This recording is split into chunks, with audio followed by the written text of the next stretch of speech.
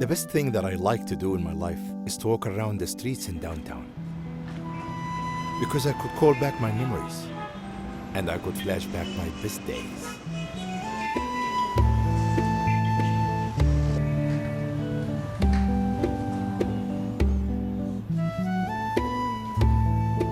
And since I remembered my good old days as a child, so I have to remember the best thing that I like to eat, liver and brain. Oh, the first person taught me that was Uncle Mitchell. I always follow my senses, even if I didn't know where I'm going. Good morning, ma'am. Good morning, sir. I would like to apply for Cyprus visa, if you please. This is your first time? Yes, ma'am. The reason of the visit?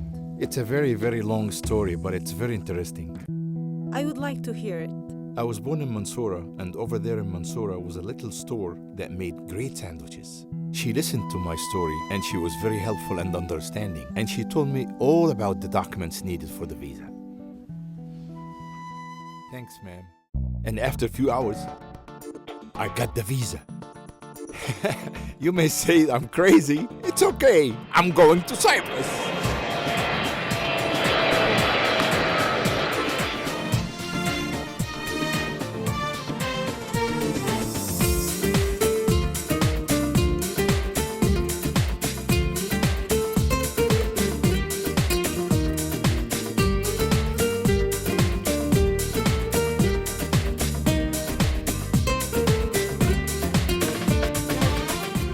Oh dear, and now I will start the journey of looking for Uncle Mitchell.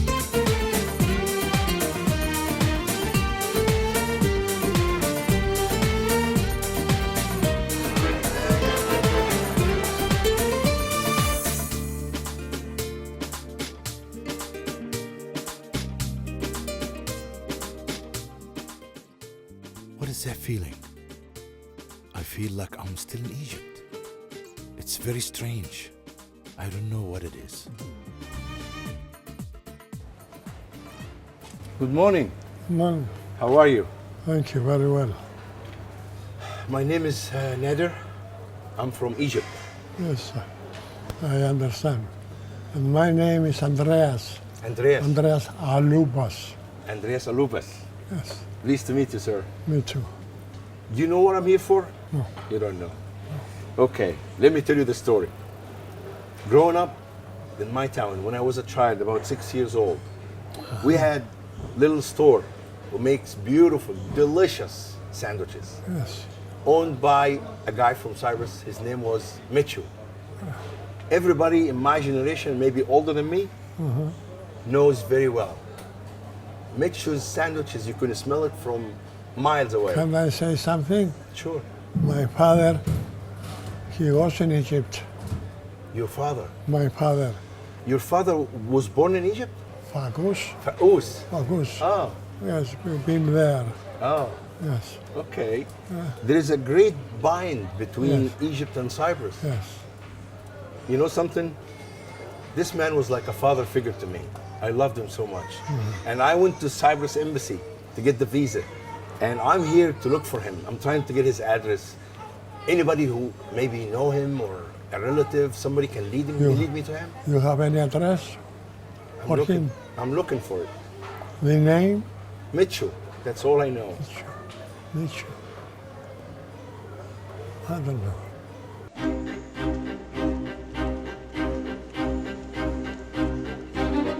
Mitchell was not just the owner of the restaurant that I went to eat in, but also he had a great impact and effect on my personality since my childhood. Oh my God, look at that. Even the grocery store, they call it Bakali, just like us. It's incredible. The streets are very similar to Egypt. Even people here, they look like us. I feel like I'm walking downtown Cairo also, as if I didn't leave home. Even the cafe is just like back home. What's going on? Am I still in Egypt or what? Look at her, if you know what I mean.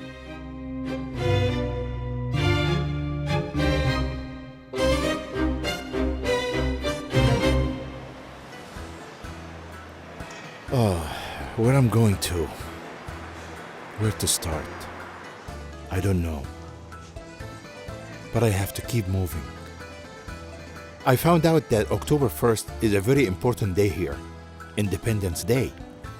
So I decided to go there and to watch.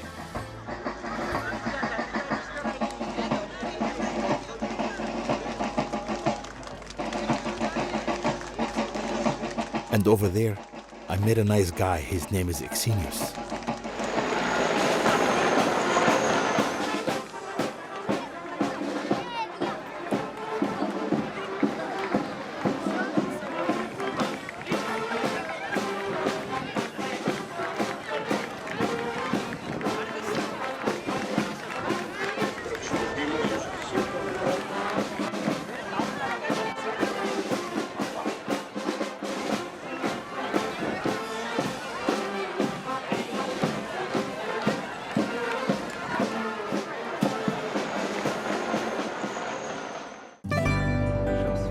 Exenius was kind enough to offer to help me in my journey to search for Uncle Mitchell. He suggested to take me to meet people who have relation with Egypt. Maybe that would lead us to Uncle Mitchell.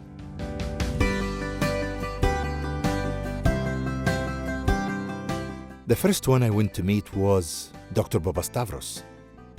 Exenius told me he had some relatives in Alexandria. First of all, I have to say a warm salam alaikum to the Egyptian friends. Alaikum salam, thank you. I know the very basic Arabic expressions because I worked for years in a number of Arab countries, and also I visited most of them all over the world. I can say that in the Eastern Mediterranean area, as we are located, Egypt and Cyprus, it's not only the memories that go back, but it is the geography that is still there and is still there, and give us back in our mind the very nice memories we used to have by visiting Egypt in particular, but also on the way to Greece, because in the 50s and the 60s and some years of the 70s, ships going from Cyprus to Greece used to have a stopover in Alexandria.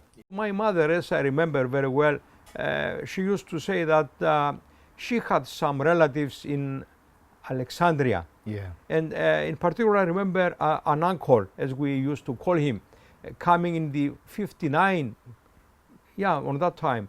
And he opened a small shop, as my mother used to say. But I remember him very well. He was specialist in pastries, in baklava, kateifi, all these very nice Egyptian aromas and goods. So he used to do the same in Cyprus for some years. Sure. So talk to me about your visit to Alexandria, when you were trying to track him down or to see where he lived, or?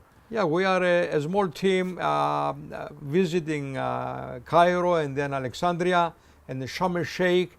We spend a full morning time to find the house where Kavafis was born, but also at the same time we enjoy the Alexandria souk and kebab and these very nice aromas in this big city, an important city of Egypt. So you had a good time there? Yes. Did you finally track down the house? Yes, Did you find out where he lived? Yes. Isn't that something? Yes, it's very nice to touch these old times of your community. I was taken by his conversation, and he took me back in time with him about his relation with Egypt. And at the end, he told me that unfortunately he didn't know anything about Uncle Mitchell. Exenius suggested that I have to meet Mr. Kevork Mahdisian because he has great relations with Egypt. When I was a child, I remember a lot of Egyptian nationals coming to Cyprus for the summer holidays. And I remember even King Farouk coming to Platras and thinking of buying a place up there. And I remember as a child, I was running after the car. It was a convertible, and King Farouk was sitting in there, and we were all up in the village there. on holiday in the summers. We used to go up the mountains, Yeah. the families. And so when they said King Farouk, we were running after this car to see the close-up, from close-up, the king.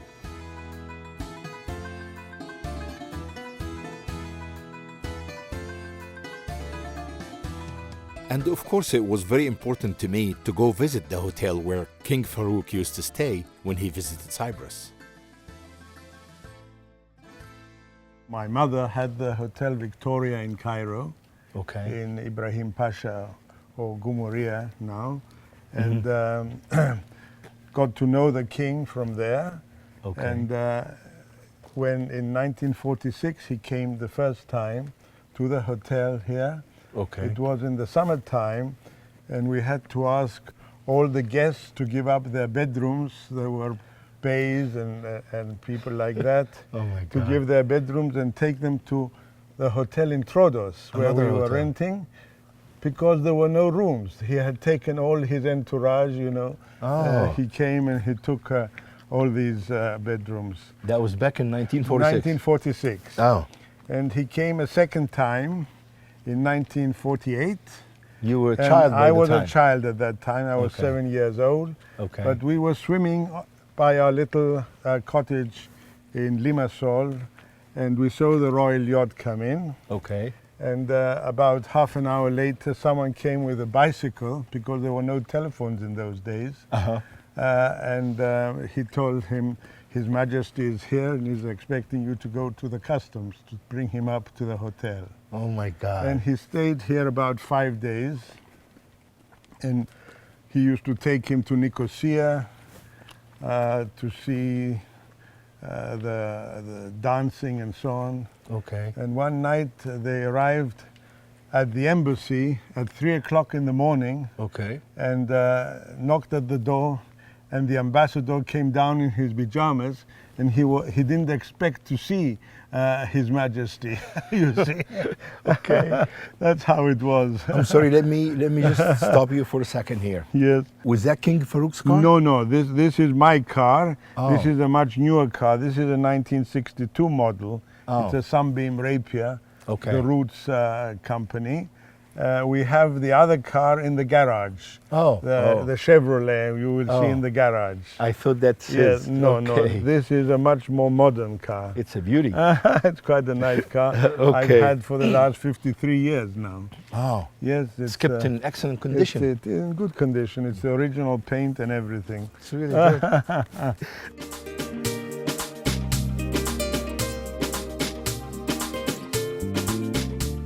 When we drink the water from the Nile, we are the same. You have to come back. Of course. And I cannot resist the moment to go back and touch King Farouk's car. Yes, and see his carpet too, because as I told you, His he carpet. gave us a Persian rug, Oh, which I have oh. in the car. Oh, you have it Yes, in the car. it's in there. Yes, it's Oh, there already. Fantastic.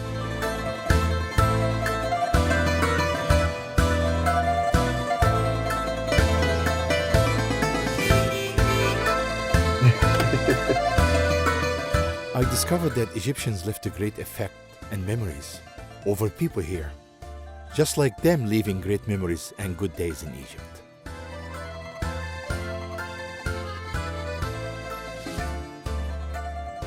Mr. Hercules, Yes. since you have King Farouk's car and the carpet, do you have any other personal items or things or presents that you keep? He gave us a very nice piece of jewelry with the liqueur glasses, which we have in the showcase of this room that you can have a look at. There is a table there, the old Egyptian flag in the room.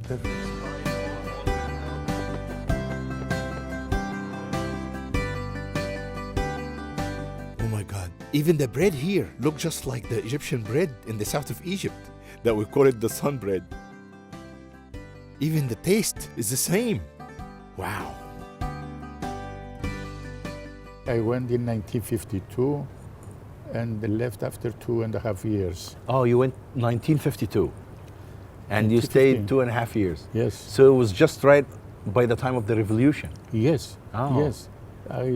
At the beginning of the revolution, I went to Egypt and worked in the Canal de Suez, and I left after there was an agreement and I was the last civilian who took out the British flag and put up the Egyptian in the Canal de Suez. Oh, I handed over. that's I great. handed over to the Egyptian government. My wife was born in Egypt, was Greek, Oh, she's- born in Egypt. Okay. Her father and other relatives were working in the Canal de Suez company, Oh, and there we met, we married.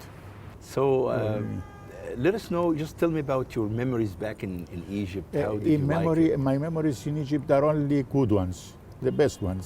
As Good. I told you, one day my wife entered my office, and I remember I went to the ear of my friend who was sitting and said, "She will be my wife," I said. And she Oh. really became my wife. You just felt it immediately. Yeah. It I just thought hit you. Yes, it was a choice of a few minutes. So I'm very happy that I've met her there, and we lived happily. what's your favorite food? What's like the best dishes that your wife would cook for you, like Egyptian food? Egyptian food, Yeah. what do you call this? Beans, Food? full. Full. That's what the, Food ورايا. Yes. The weather is the same, just like Egypt. But there is something different. They don't have pollution, of course. I wonder if there is a solution, if our weather would be the same. At this moment, I decided to meet with Ms. Ioanna Panayotou, the Environment Commissioner. How do you see the pollution in Egypt in general? And how is it affecting the environment? And if there is any hope or any plans or any systems or whatever in this particular issue? Η Αίγυπτος έχει πολύ μεγάλο πρόβλημα ρύπανσης και όσον αφορά τις μεταφορές, τα αυτοκίνητα και όσον αφορά τη βιομηχανία. Egypt faces big challenges concerning pollution, and that is really obvious in the sector of transport with the emissions and the industry. Εδώ θα μπορούσαμε να βοηθήσουμε όσον αφορά την εφαρμογή των ευρωπαϊκών οδηγιών που μας οδηγούν σε έναν δρόμο μείωσης της ρύπανσης. We could cooperate and give a hand to Egypt to make it possible to implement European directives concerning the environment and the emissions. Υπάρχει τεχνολογία και υπάρχουν και οι νόμοι και στα δύο επίπεδα η Κύπρος μπορεί να βοηθήσει ώστε να έχουμε μία μείωση της ρύπανσης στην Αίγυπτο, γιατί από τη ρύπανση προκύπτουν πολλά προβλήματα και υγείας και περιβάλλοντος. Cyprus can help Egypt both at the level of legislative work and the expertise and the know-how and the technology for Egypt to be able to tackle the problems that it has concerning the environment and the pollution. Ναι, είναι το μέλλον της Αιγύπτου. Η ηλιακή ενέργεια είναι σημαντική και η Αίγυπτος επίσης χρειάζεται solar panels για να ζεσταίνει το νερό. This is indeed the future. Solar energy is indeed the future of Egypt. Egypt could use solar panels for many uses, but specifically we could mention heating the water, for instance. And it's cheaper and it's cleaner.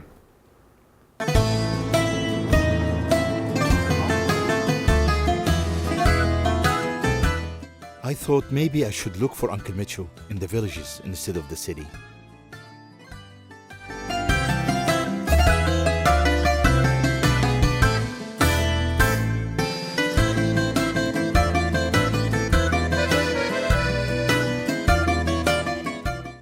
is this? As if I'm in Egypt. All the sweets here just like the ones we have in our carnivals and festivals.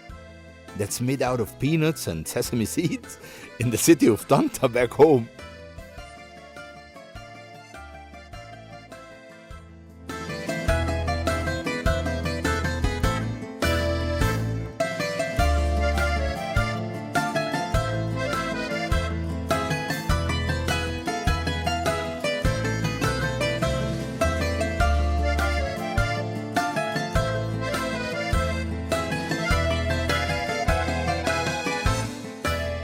I discovered that the majority of Christians over here are Orthodox, just like Egypt.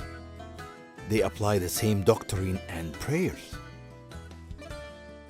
And I didn't forget what Miss Elena told me, that natural gas is the future and the only solution for a clean air in Egypt.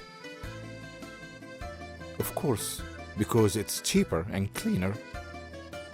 Exenius set up an appointment for me with Mr. Casinas, and he is one of the most important businessmen who works in oil and gas in Cyprus. Hello. Good morning. Good morning.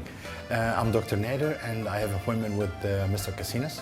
Mr. Casinas is waiting for you. Come Okay. with me. Thank you.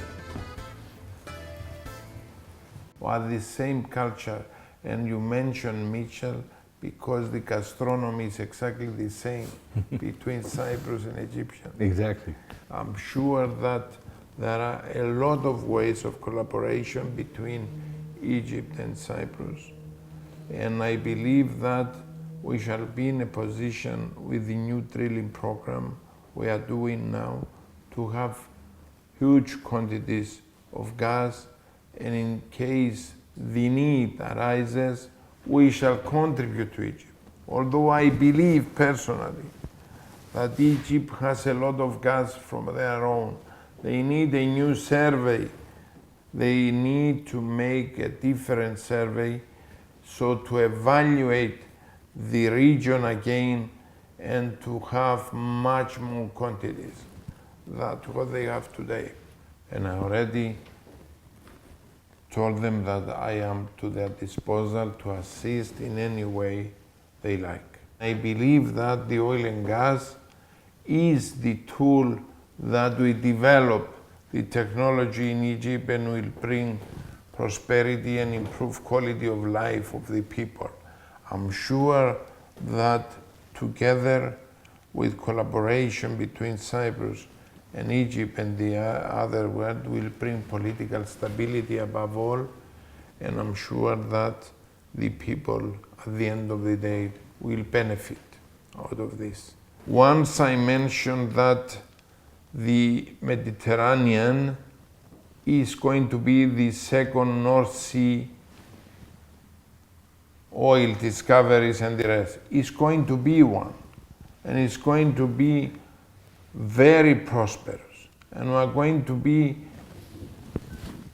the contributors for the whole region and also for Europe. This is going to be the other route that everybody, the fourth corridor they're talking about, it has to come from Mediterranean Sea.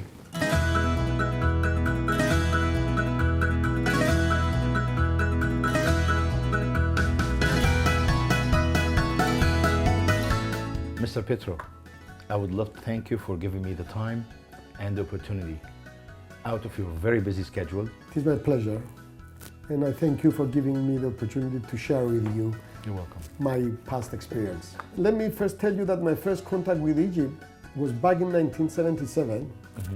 I was a young engineer at the time working with Shell, and I went to Egypt to start solar energy systems. But for various reasons, I decided not to stay because the Egyptian partners insisted that I should stay in Egypt and work, and at that time I was not prepared to do so. And if we had started back in '77 the solar system, I'm sure today Egypt would be at a different level. Talking now about hopefully the big findings we expect in Eastern Mediterranean, I think it is a great opportunity. The deposits are there is no doubt, and it's up to the governments to work together to develop this to a very, very big project. We shouldn't look at the small picture, and the country should join forces. We will avoid conflicts, but we'll be able to develop the region into a major energy supplier.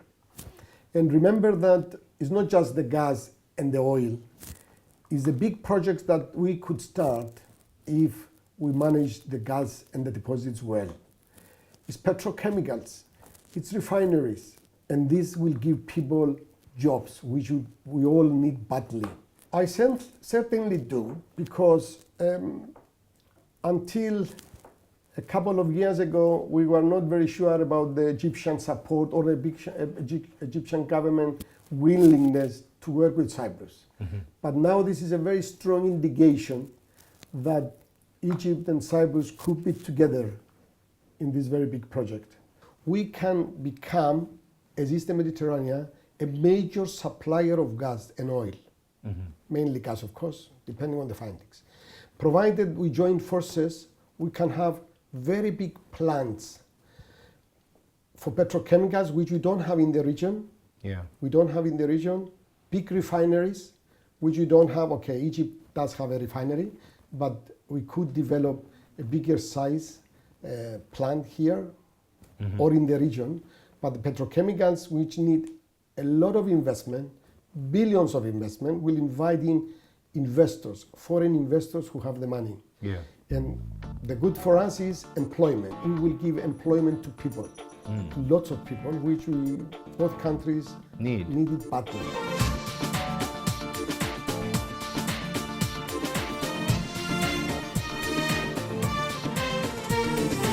I got tired, but I didn't give up. Therefore, I decided I won't ask anybody. I will look for him myself. God knows.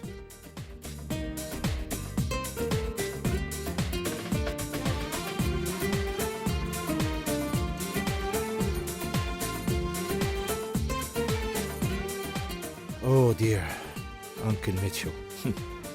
You affected me in the past, and you affected me now. But what's very strange in the matter, that I came here to look for someone who is very important to me, and I discovered that there is a lot of things important to me and to my country.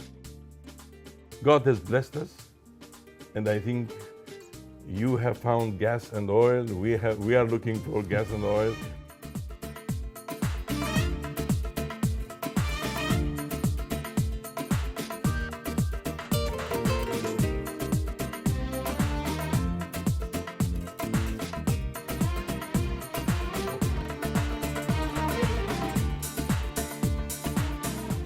And remind you one thing above all. Egypt is very prosperous for oil and gas. We have to make more surveys, and you have to find a lot of more gas and oil in the future.